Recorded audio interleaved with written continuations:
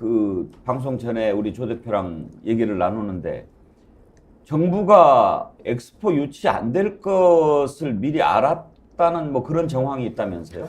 그렇습니다. 이 부산 엑스포와 관련해서 총 사업비가 6조 5천억 정도 되거든요. 예. 그런데 2024년 예산 내역을 보니까 5억 정도밖에 안 잡혀 있는 거죠. 5억. 예. 만약에 어느 정도 가능성이 있다고 하면 최소한 몇백억 원에서 몇천억 정도 잡혀야 되는 거거든요. 23년에, 그러니까 30년에 개최가 되는 거니까요. 유치한다고 254억 잡았으면 유치됐을 때를 예상해서 잡아야죠. 그렇습니다. 근데 올해 이렇게 254억 원을 책정을 했고 그 돈을 지금 다 썼는데도 불구하고 119대 29라는 아주 참패를 당한 것입니다. 그러면 5억 잡아놓은 것은 뭐 쓰레기 치우는 비용입니까? 뭐 마무리는 그래도 해야 되지 않겠습니까? 말씀하신 것처럼 최소한 그런 식으로라도. 이건 어떻게 봐야 됩니까? 그러면 올해 254억 잡아놨다가 내년에 5억 잡아놓은 것은 안 될 걸 미리 예상했다는 얘기입니까? 아니면 또 별도로 예산을 만들 수 있는 겁니까? 물론 추경을 통해서 할 수도 있겠지만 최소한 이런 국가 사업의 경우 정부 전체적으로 대통령까지 나서서 추진하는 이런 사업에 있어서 본예산에 반영시키지 않았다는 건 처음부터 어느 정도 결과를 충분히 예측했다는 것입니다. 이건 누군가가 책임을 져야 되지 않을까 싶습니다. 물론 최대한 노력을 할 수 있습니다. 그리고 안 될 수도 있지요. 근데 정말로 노력을 했는가도 궁금하고 판세는 제대로 봤는가? 어떤 부분들을 움직여야 되는가? 이런 분석이 있었는지, 정보기관들은 제대로 돌아다니면서 활동을 했는지,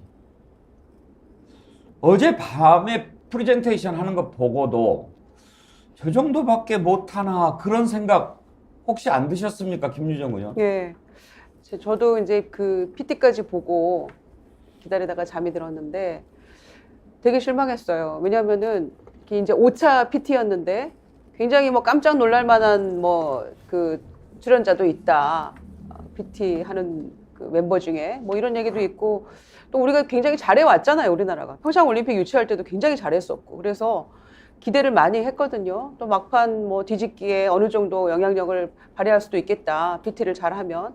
이런 한가닥 희망 같은 것도 있었는데 너무 한마디로 시쳇말로 너무 후졌어요. 내용도 그렇고. 그리고 부산에서 그 엑스포를 유치하겠다고 하는데 무슨 마지막에 강남 스타일이 또 나옵니까?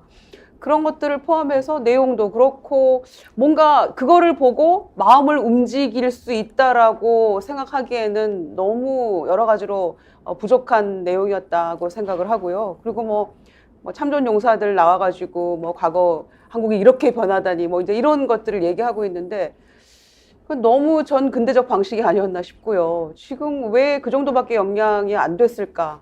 여러 가지 생각이 들었습니다. 그래서 이건 좀 쉽지 않겠구나 하는 마음이 들었는데 이게 뭐 전자투표니까 곧바로 결과가 나오잖아요. 그러니까 이제 그런 것도 뭐 예상을 다 했을 텐데 사우디 같은 경우에는 마지막에 우리를 지지해준 130개 국가들에게 감사하다 이렇게 PT의 내용이 담겨 있어요.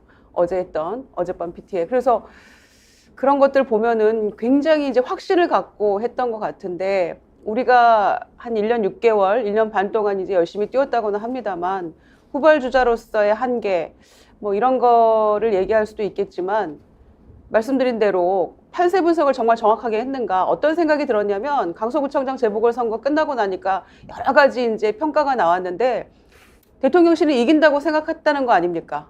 강서구청장 보궐선거를.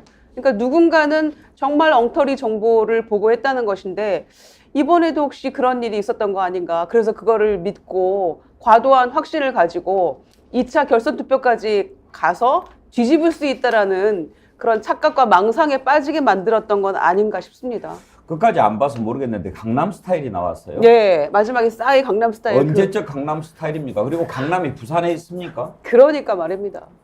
저는 어제 앞부분 봤는데 박형준 부산시장, 한덕수 국무총리, 최태원 회장 누가 영어 발음도 좋은가 뭐 이런 정도 관심 외에는 내용도 올드하기가 그지없어요. 뭐 어떤 청년이 있었습니다. 그 청년이 오늘날 이런 사람이 됐습니다. 이거 언제적? 참 이런 생각이 왜 나옵니까? 창의성이 없어서 그런 겁니다. 창의성이 지금 아니 사우디 오일머니 상대하는 거 모릅니까? 그러면 어떻게 상대해야 됩니까? 우리가 그러면 독일하고 뭐 브라질하고 축구할 때 그냥 깡으로만 싸우면 됩니까? 안 되잖아요. 그래서 연구하고 또 개발하고 그러는 거죠. 거기에다가 가장 중요한 게 뭡니까? 온 국민의 간절한 마음입니다. 마음이 간절할 때 부산 시민들한테는 정말 죄송한데요. 그런 얘기가 심지어 나옵니다. 부산과 우리나라 경제 발전을 위해서는 됐으면 좋겠지만 누구 좋아하는 꼴 보기 싫어서 차라리 안 됐으면 좋겠다. 이런 말을 할 정도가 됩니다. 그건 뭘 얘기합니까? 마음이 갈라졌다는 얘기입니다. 마음이 하나가 되지 않고 어떻게 이깁니까? 전쟁이라도 마음이 하나가 되지 않으면 이길 수가 없는 겁니다. 그런데 온 국민의 마음이 지금 하나가 되지 않았는데 누가 간절하게 바라겠습니까? 돼야 되는데 되면은 또 저놈 좋아하는 거 보기 싫어서 이런 마음을 누가 갖게 만들었습니까? 한덕수 국무총리 국민들한테 송구하다고 얘기를 했는데 한번 들어보시죠. 국민 여러분의 열화와 같은 그런 기대에 미치지 못해서 송구스럽고 또 무거운 책임감을 느낍니다.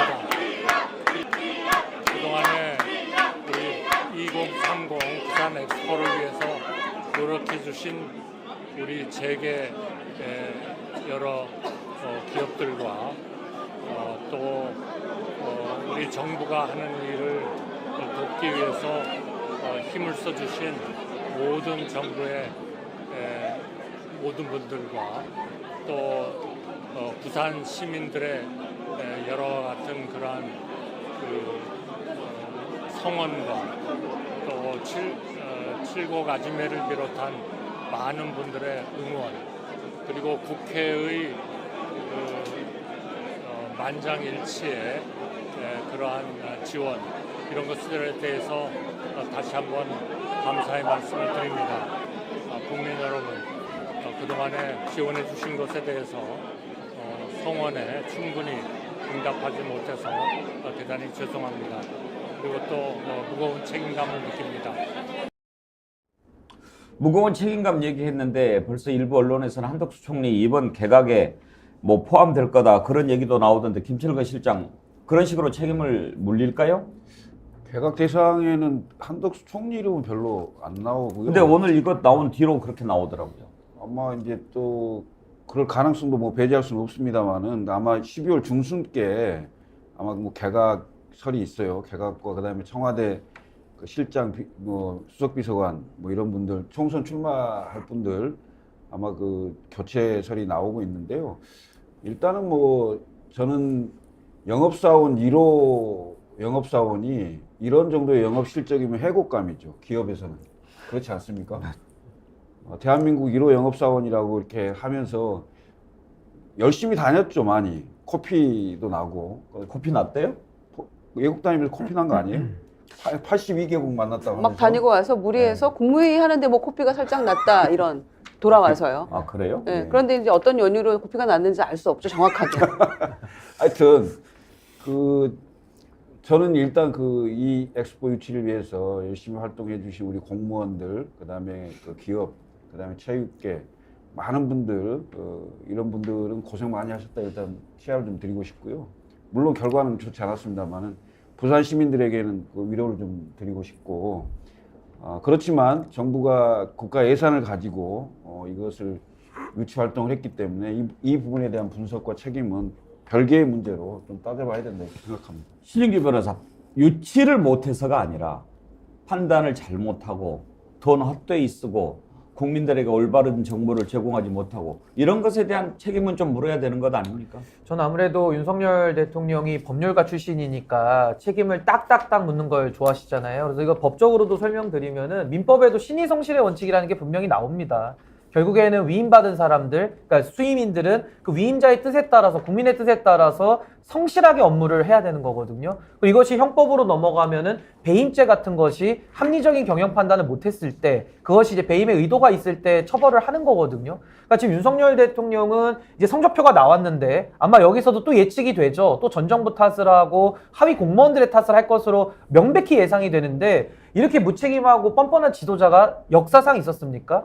저는 뭐 조선시대 때 뭐 연산군이나 광해군 외에 진짜 이런 지도자가 있었나 싶을 정도로 정말 기가 막힌 상황인데, 결국에는 정부가 하는 일들이 다 공적인 서비스거든요. 근데 대한민국이 그동안 공적 서비스 잘 해왔죠. 서울올림픽도 유치하고 월드컵도 유치하고 평창올림픽도 유치하고 상당히 많은 성과들을 내왔었는데, 그 정부의 역량과 능력이 다 어디로 갔습니까? 왜 윤석열 정부 들어오고 나서 역량 있는 사람들이 정부에 뭐 들어오지 못하는 걸커녕 안에 있던 사람들까지 다 내쫓기고 있는 이런 상황이거든요. 그러니까 여기에 대해서 저는 지금도 한덕수 총리가 무거운 책임감을 느낀다라고 하는데, 이제 저 말에 대해서 국민들이 화가 나는 이유는 이젠 말장난이라는 겁니다. 말로만 무거운 책임감 운운하고 겉으로는 저 신문 총리가 나와가지고 저런 소리를 하는데 이제 모양도 잘 안 나요. 그래서 저는 이제는 월급만 축 내고 저렇게 자리만 차지하는 사람들이 더 이상 대한민국에 도움이 되는지를 이제 국민들이 묻고 있고, 이번에 이 말장난 정부의 행동에 대해서는 저는 국민들이 엄중하게 저는 꾸짖어야만 한다. 저 그렇게 생각합니다.